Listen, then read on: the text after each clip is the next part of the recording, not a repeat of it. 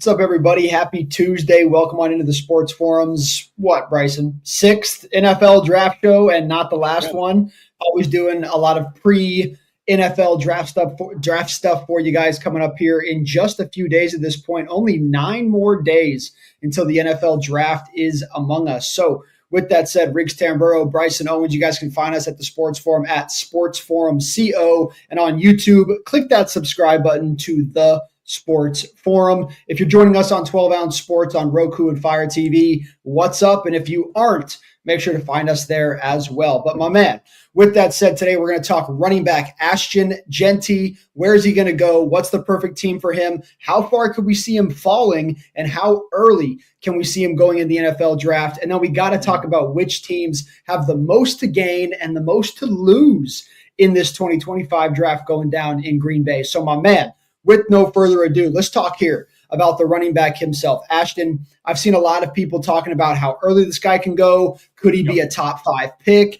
If he is a top 5 pick, where's he going? So let's just start there. What is the earliest spot you can see him going off the board? We'll go ahead and pull up that NFL draft order for you guys here in just a minute.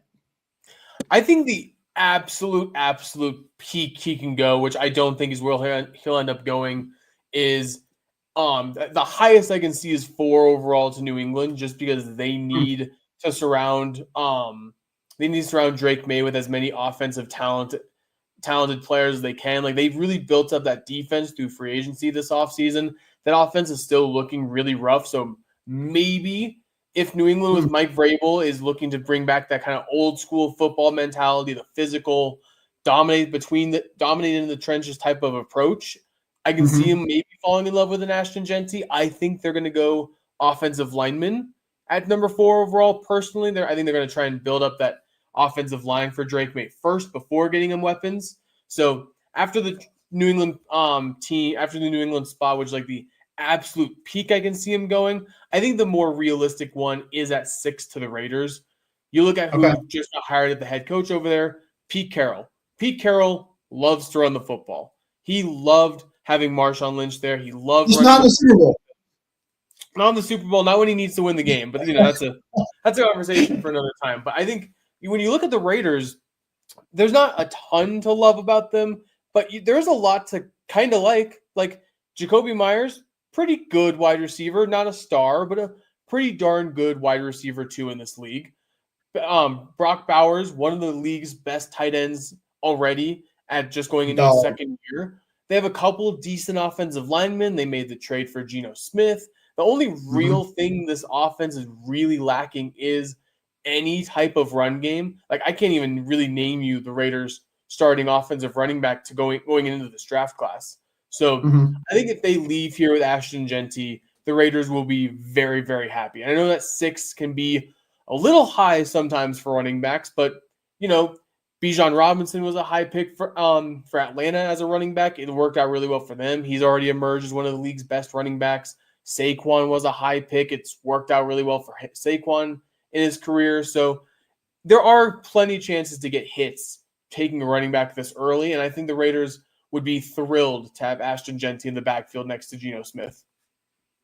I have to float one at you just because we're talking about how early he could go. I know you said the 4 spot here with New England probably makes the most sense, but one of the teams that has been thrown in there for the top 5 biggest needs that the team needs right now is the Browns. Now, obviously, we know where their running back room kind of stands right now, but it's been beat up. It's gotten a little bit older. They've had some depth struggles at times.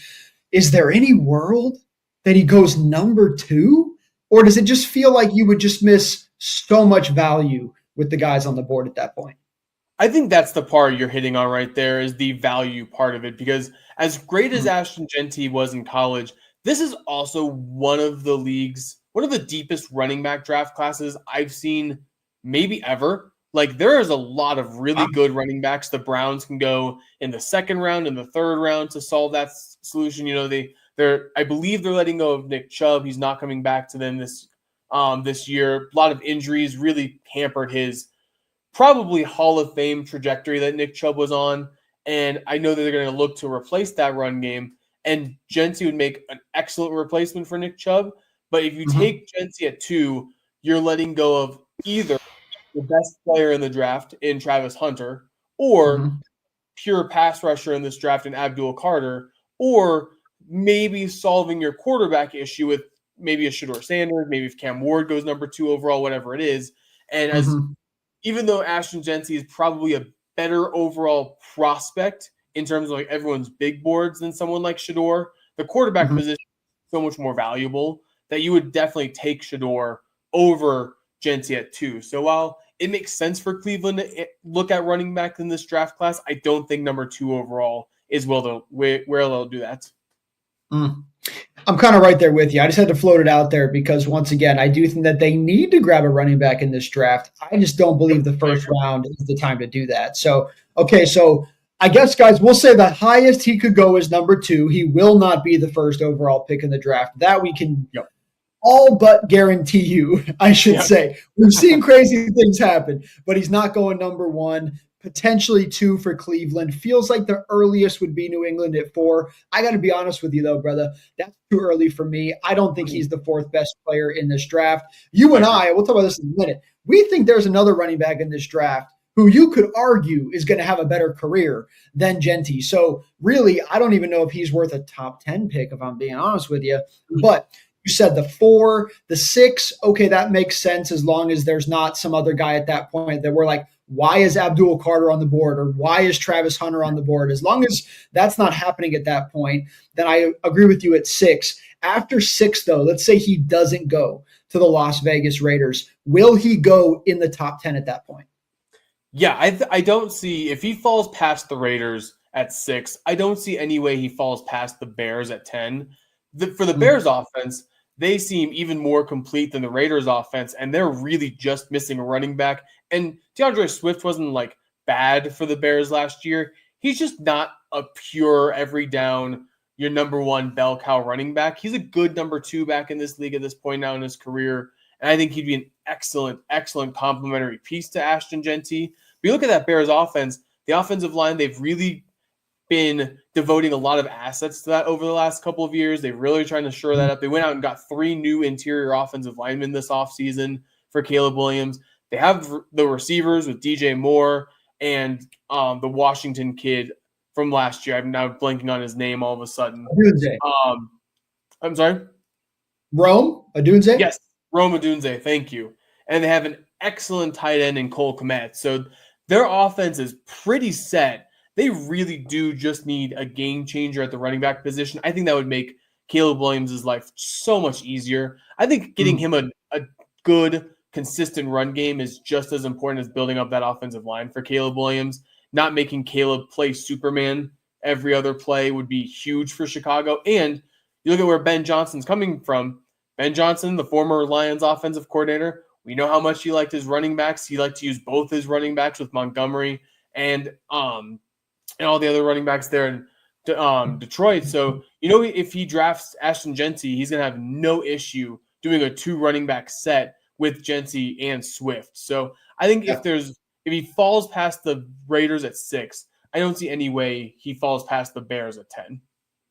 And I agree with you, and I think a lot of Bears fans would agree with you that at this point, they got to get Swift some help, man. He's just at that point in his career where I don't think he could just be a sole RB1. You just mentioned a team like the Lions. I mean, those dudes with their duo, it's the best duo in all of football, let alone in the division. But then you got guys like Josh Jacobs over there with the Green Bay Packers. And in my opinion, he is, and I know this is a hot take, he is the best running back, in my opinion, as a sole RB1 on all those teams. I think if you put one guy on all those teams, Jahmyr Gibbs on all those teams, I still think the only guy who can run the show by himself is Josh Jacobs, in my opinion. So with all that said, I agree with you. I think the running back could be an option. But if the offensive lineman or defensive lineman that they're looking at that point is still there, do you think they'd be more willing to opt for a lineman, or do you think that really running back is their number 1 target right now? I think it depends on which lineman is there. Because at this point, when you get through the Patriots who could take an offensive lineman, when you get through the Jets who could take an offensive lineman, if New Orleans doesn't take Shedeur at 9, if he's still there at 9, maybe they go offensive line. And you let some of the defensive linemen, are the Bears going to look at this and go, okay, we can take the 3rd best offensive lineman or the 2nd best defensive lineman, or we can take the best running back and kind of complete Ben Johnson's offense. I think they're going to lean towards taking that running back. I think if it's not Jeanty, another one of the running backs, which we'll talk to in a little bit, I think that's their pick at 10. I really do think running back is where they're going 10th overall.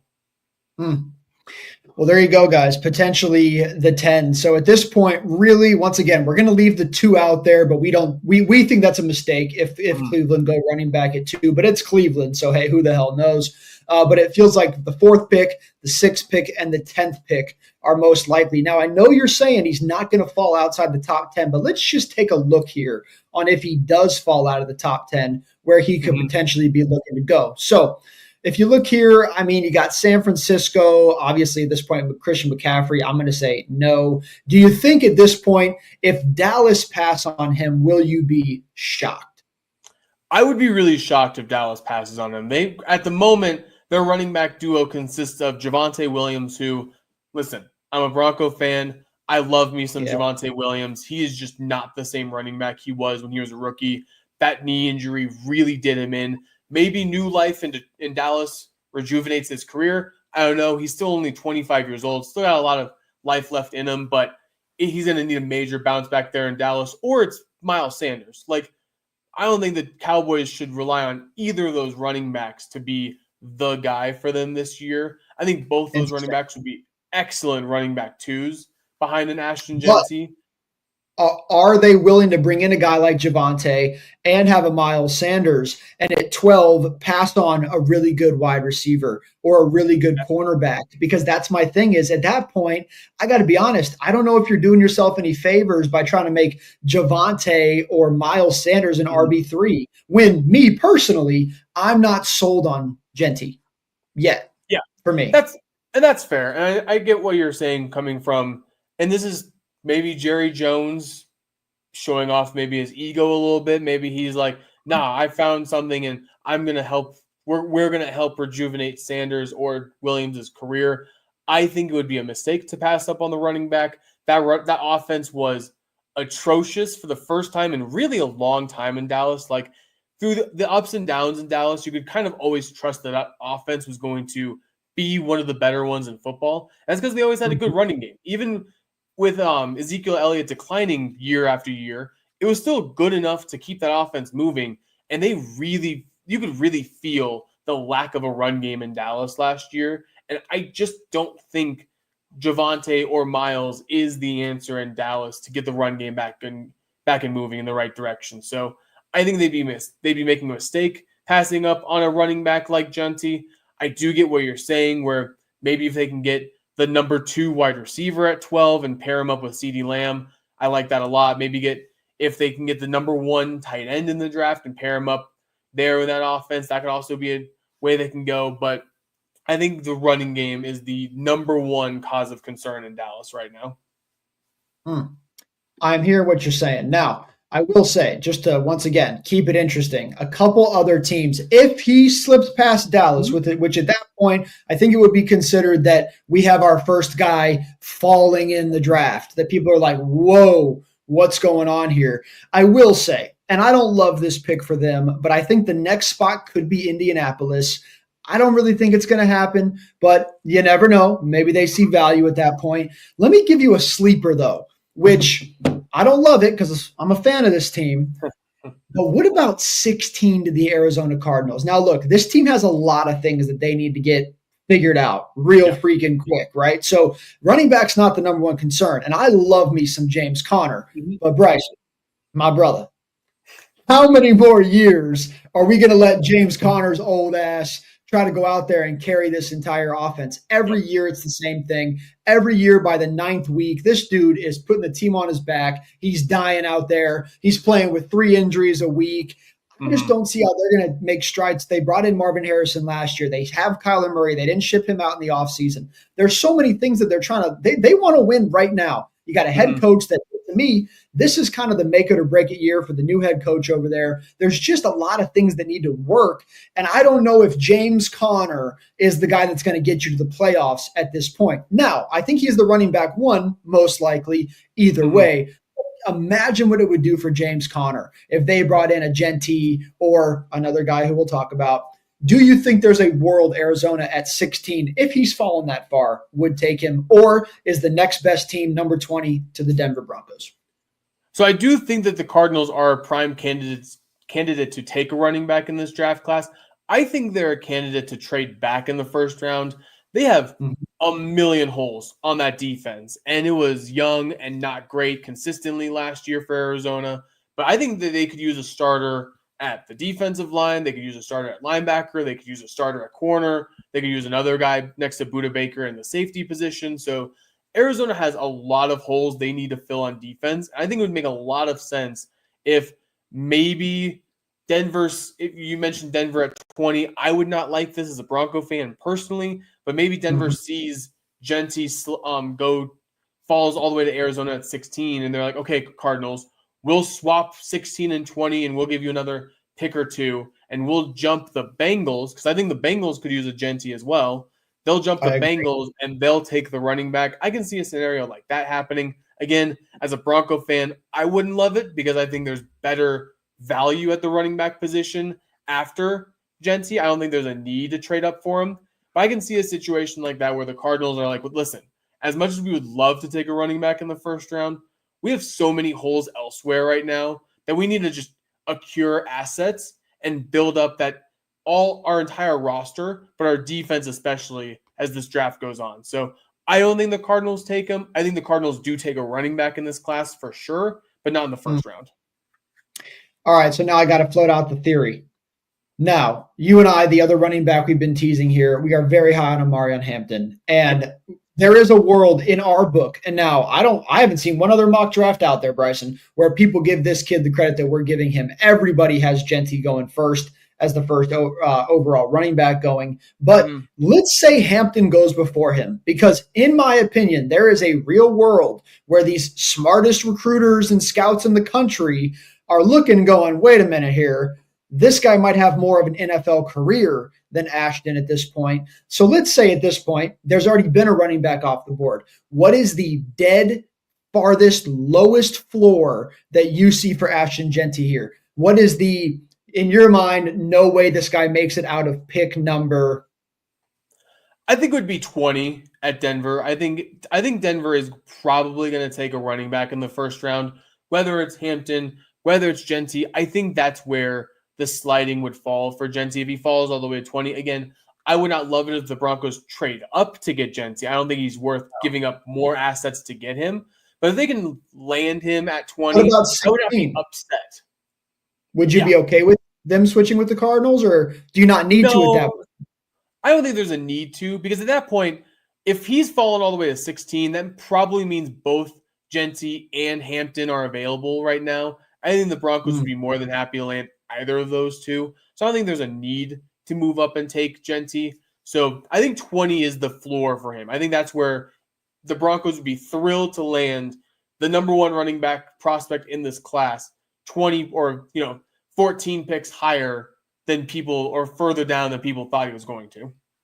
Well, there you go, guys. The lowest we see him going is the Denver Broncos at 20, and that's most likely, in my opinion, if Hampton goes first. I think there will be a running back selected before the 20th pick. At this point, we're looking at the numbers. I think by 14, we will have seen a running back picked. So if he's there at 20, maybe you could say the Denver Broncos got an absolute steal. I'm sure it would be considered that on all the post-draft boards. Everyone go, oh, who won the first round? The Denver Broncos did. Maybe I could see that. But at this point, guys, we do believe he is a top 10 pick. In my opinion, I don't think he should be any earlier than the 6th pick. But like Bryson said, New England at 4, there could be something there. So we'll keep an eye on that. We're going to do our full running back board once again on our Thursday show. We're going to do our first mock draft of the 2025 season. We will do another one next week, right before the draft. But as for right now, we will go ahead and do our early one on Thursday. So make sure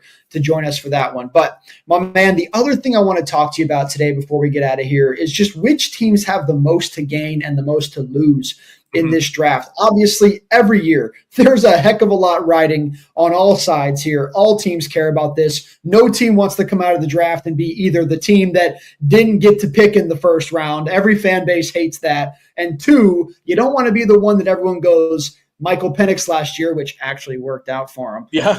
But you don't want to be the team that the day after everyone's like, what did we do? We just wait. Daniel Jones, remember that? But you don't want to be that team. So let's talk about who has the most to gain and the most to lose, starting with the teams here in the first 5 picks. Which of the top 5 teams do you think has the most to lose in the first round? I think the team that has the most to lose here, because when you talk about like Tennessee, Cleveland, and New York, they have so much they have to figure out before they can even be considered contenders right now. I can see why some people might say the Giants can be up there because they did bring in 2 veteran quarterbacks and they have a good defensive line and they have some playmakers that can work. I get why people want to say the Giants have a lot to gain or lose from this one. I just think that they have so many holes that they need to fix that it's not going to matter anyway. To me, I think it starts with the New England Patriots.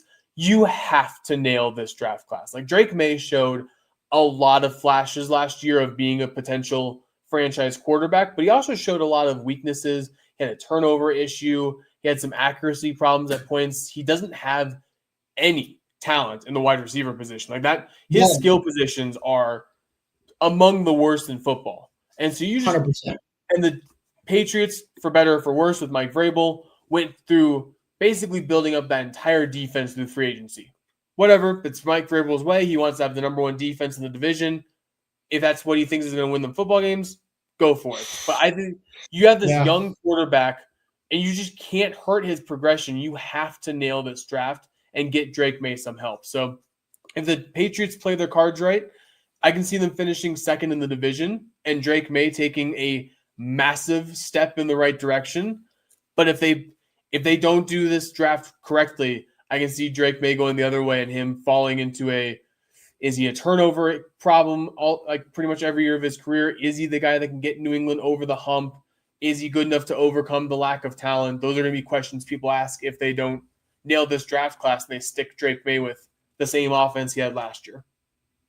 I'm right there with you on New England. I do think of the first 4 teams, New England is the most needed for a good one here. But to be fair, the Giants, like you said, as well. I mean, you got Dable, who's fighting for his life out here. They tried to get a really good quarterback in the offseason. How'd that go? There's just a lot of stuff over there that feels like they're about to be in a bad rebuilding year, very frustrating season. I can see that coming. But I'm going to throw out right behind New England. I think it's Jacksonville. And that's just because they're paying Trevor Lawrence all this freaking money. They had so much promise. Christian Kirk never really panned out, in my opinion. They got Evan Ingram's going to the Denver Broncos. That was the best weapon on their entire team last season. The running back room is beat up. The wide receiver room is beat up. The tight end room's damn near empty at this point. The coaching's had a lot of issues. The defense has had a lot of issues. They're right there with New England. The difference is they're paying another dude $55 million a year to throw the football to nobody. At least the Patriots aren't paying some dude an ridiculous amount of money. I can't even explain how much money Trevor's making. Now, you know me, and I'm going to stand on business here. I liked when Trevor Lawrence got paid. I was one of the few people that said, I think Trevor Lawrence is worth more money than a lot of people are giving him credit for. But shout out Drake May. If you don't give the guy any ways to win, then he can't win. And they don't protect Trevor Lawrence. That was a huge problem last year, was a turnover problem, because he was terrified because he got murdered all the time. I just don't – they don't put him in good running situations. I just think there's so many things to build on, especially on the offensive side of the ball, that I think Jacksonville, if they don't get a good draft here and come out with at least a B+, in my opinion, I think it's going to be a very bad year for Jacksonville. You never know. Trevor Lawrence could be on the chopping block. I know he's got a no-trade clause, but if I'm Trevor and they go out here and they bomb this draft, bro, get me out of here. I don't want to do this anymore. This is terrible. So with that said, we'll see what happens there. But moving on through here, my man, to another team. Any hot takes for you, whether it's most to gain, most to lose in the draft? Who are you looking at? Yeah, I have a hot take for the most to gain and the most to lose. And funny enough, there are 2 teams. So I think I'm going to start with the most to gain. I know you're probably not going to super agree with me on this one, but I think the Denver Broncos have a ton to gain from this draft class. The Broncos went out there and by most people's standards made enough moves to really make themselves seem like they can compete with the Chiefs for the top of the division. I still think we're a couple pieces away from that. But you talk about the Broncos and like their biggest things they're missing, a true number one running back and another wide receiver next to Cortland Sutton. Maybe they get some more depth on defense, what have you. But this is a really good draft class for what the Broncos are weak at. Deep in the running back position, you've got good wide receivers there. If the Broncos nail this draft class, there's going to be real talk about whether they can compete for the division or not. I think it's a legitimate argument. I think you can make legitimate cases if the Broncos go out there and they take Omarion Hampton in the first round and they can build up that defensive depth throughout the rest of the draft. I think there's a real case you can make that they had such a much better offseason than the Chiefs did. They can compete with Kansas City for the top of that division. So I think Denver has a whole lot to win from this draft class. Because of that, they also have a lot to lose because they could miss out on this draft class. And same thing with the Patriots. Hurt Bo Nix's progression, but I think the Broncos are better suited to help with Bo Nix's progression anyway. And then the team that I think has surprisingly a lot to lose in this draft class is your Steelers. Because as of right now, your only quarterback is Mason Rudolph. Your only quarterback, your only player at the most important position is Mason Rudolph. There isn't an answer on Aaron Rodgers yet. You're hoping Shedeur Sanders can fall to you. And if it's not Shedeur Sanders, now you're looking at Jackson Dart, Jalen Milroe. And in a division with, I know that the Bengals weren't great last year. They only finished one game behind you guys. And they have Joe Burrow. And you have the Ravens with Lamar Jackson. And so you've got these two other teams with all-pro MVP level quarterbacks. And you're sitting there with Mason Rudolph. I think if you guys don't get Aaron Rodgers, the Steelers have to do anything they can to get Shedeur Sanders to fix this draft. Yeah. I'm right there with you. I know a lot of people around here, my man, out here in Pittsburgh. They are all in on Jackson Dart. And you know me, you're higher on Jackson Dart than me. I like the kid, and I'm cool with that. If that's the pick, honestly, I'm cool with that, Bryson. But I want Shedeur Sanders. As you know, I'm willing to trade up for Shedeur Sanders to an extent. No higher than 9, 10 area. But at that point, I'm okay to move up and try to get him. But I agree with you on the Broncos. I think that you physically, the one position you can't leave this draft without is a damn good running back. And in my opinion, you got to get Hampton or you got to get Jeanty. And I don't care if it's a deep class. That's the two to me. I don't think any other running back next year makes a real impact. But you just gave away Javonte Williams. You physically can't not have a run game. It was the one thing that they really hurt Bo Nix on last year. I didn't think they ran the ball enough. I didn't think they had good protection from the running back. They just got to figure that position out. So I agree with you there. Steelers, brother, we'll talk about this more on Thursday because I got all kinds of shit to say. But I'm with you. A lot of moves need to be made, but the Steelers, at least they had a great offseason. So I feel like a lot of the holes have been filled. But you got to fill a few more. George Pickens is being talked about that he's going to be a trade piece in this whole thing. Maybe they use him to trade up and get something. Bro, I don't know. We'll talk about that. But we don't have time to talk about it. But your very mega quick take on two more teams I want to give you that I think have a lot to lose and a hell of a lot to gain if they want to make a deep run next year or miss the playoffs. That's the LA Chargers and the Green Bay Packers. Oh, yeah. Both those teams, they fell in that same kind of realm as teams who they're going to be competitive next year. They're moving in the right direction. Obviously, the Packers with their young core, they're one of the youngest teams in football last year, and they progressed really well into still being a playoff team. Jordan Love made a really good step in the right direction at times last year. At times, it wasn't great. And then with the Chargers, Harbaugh came in and he set his culture right away. It was the Harbaugh way, and it worked out like gangbusters in the first, like right away, the Chargers were competitive. So I think this is a big draft for both of them. Like I just said, for the Chargers, the Broncos had such a good offseason that if the Chargers don't nail this draft class, those two teams could switch, and the Broncos could jump the Chargers in the standings. And for the 100%. Packers, that division's so hard that if they don't nail the draft class, they can go from second in the division they can go from third in the division and a wild card team to missing the playoffs next year because the Bears are just getting better too. So I think those are two excellent teams you just pointed out. A lot of stuff, guys. A lot of question marks. Once again, Thursday, we are going to be doing our mock draft for you, our first one of 2. And then make sure you join us on draft night, 4-hour long show, all live reactions for you on Twitter and on YouTube. So make sure you join us for that. But until next time, Mr. Bryson Owens at Bryson Owens 16. Make sure to check him out. We also got a bunch of articles going down this week. All you guys that care about NHL playoffs, NBA playoffs, whatever else is going on, make sure to check that out. Sportsforummedia.com. You see it on the bottom of the screen. Myself at Rig Sports Talk, at Sports Forum CO. And until next time, we appreciate you guys. The draft, 9 days away, baby. It'll be here before you know it.